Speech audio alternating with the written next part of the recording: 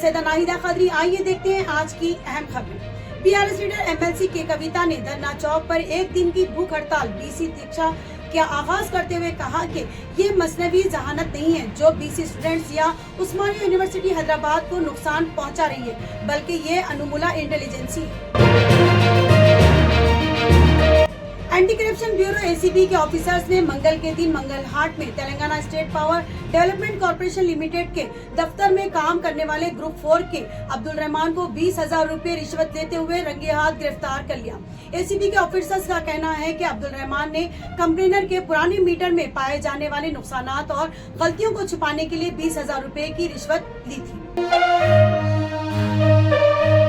तेलंगाना के wine dealers association ने रियासती हुकूमत से शराब की दुकानों की तरह बार और रेस्टोरेंट्स के लाइसेंस के लिए 2 साल टेंडर्स का सिस्टम फॉलो करने का मुतालबा किया। एसोसिएशन के मुताबिक इस एक्शन से हुकूमत को रेवेन्यू हासिल होगा।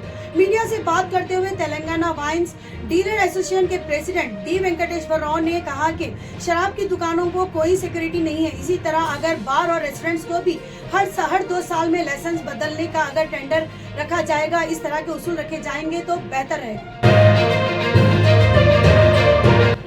मंचेरियल के खाजीपेट मंडल के पास गुडगुडा गांव के पास रोड क्रॉस करते हुए एक शेर दिखाई दिया, जिसके बाद मुकामी लोगों में दहशत फैल गई। मुकामी लोग और ओपन कास्ट माइनिंग प्रोजेक्ट में काम करने वाले लोगों ने कहा कि सुबह के वक्त गांव के बाहर मेन रोड पर एक शेर दिखाई दिया था, जिसके बाद कई सारी गाड़ियां जो सड़क पर चल रही थी उन लोगों ने भी अपनी गाड़ियों को रोक लिया।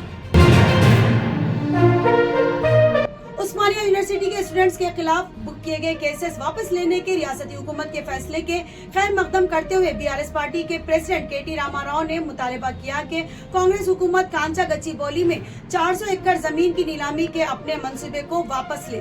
केटीआर ने मीडिया से बात करते हुए ये भी कहा कि कांचा गच्चीबौली में मामले के पीछे एक बहुत बड़े घोटाला है। एक बीजेपी एमपी भी इसमें शामिल है और मैं 2 से 3 दिन में तमाम घोटालों का पर्दा फाश कर दूंगा।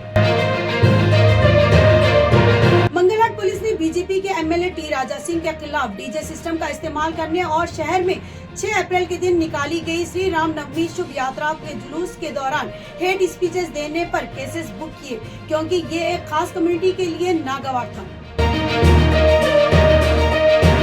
आदिलाबाद में 4 मुजरिमों को गिरफ्तार किया गया। आदिलाबाद के डीएसपी एल जीवन रेड्डी ने बताया कि पीर की रात मावला मंडल के दुर्गानगर में एक 12 साल की छोटी मासूम लड़की को किडनैप करके उसका रेप करने वाले 4 मुजरिमों को गिरफ्तार कर लिया गया है, जिसमें 2 नौजवान लड़के, एक 35 साल खातून और उसके बहनोई इस केस में शामिल थे और उनके पास से 5 मोबाइल फोन्स और 3 मोटरसाइकिल जब्त कर लिए गए। और ये भी बताया गया कि वो मासूम बच्ची उस औरत के पड़ोस में रहा करती थी। बीआरएस पार्टी के सीनियर लीडर केटी रामाराव ने कहा कि कांग्रेस हाईकमान रियासती मामलात को दुरुस्त करने के लिए मुलविस हो रही है। रेवंत रेड्डी हुकूमत अपनी घटिया पॉलिसीज और घटिया सियासत के साथ मुकम्मल तौर पर नाकाम हो चुकी है। पहले दिन से ही रेवंत रेड्डी हुकूमत रुजवात पसंदाना पॉलिसीज अपना रही थी और साथ ही में ये भी कहा कि उसने एयरपोर्ट के मेट्रो कनेक्टिविटी को रोक दिया था, फार्मासिटी को खत्म कर दिया गया था, जबकि हाइड्रा के नाम पर गरीबों के घर गिराए गए थे और अमीरों को बचाया गया था।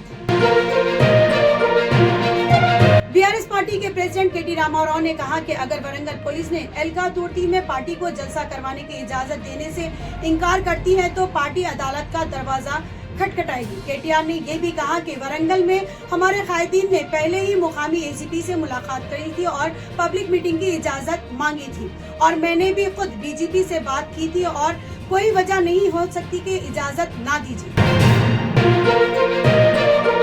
फिल्म एक्टर और आंध्र प्रदेश के डिप्टी सीएम पवन कल्याण के छोटे बेटे मार्क शंकर, जो सिंगापुर के स्कूल में पढ़ाई करते हैं, आज सुबह उस स्कूल में आग लग गई, जिसके बाद पवन कल्याण के छोटे बेटे मार्क शंकर को खुद चोटें लगी और धुएं की वजह से सांस लेने में तकलीफ हुई। इस बात का पता चलते ही पवन कल्याण फौरन सिंगापुर के लिए रवाना हो गए।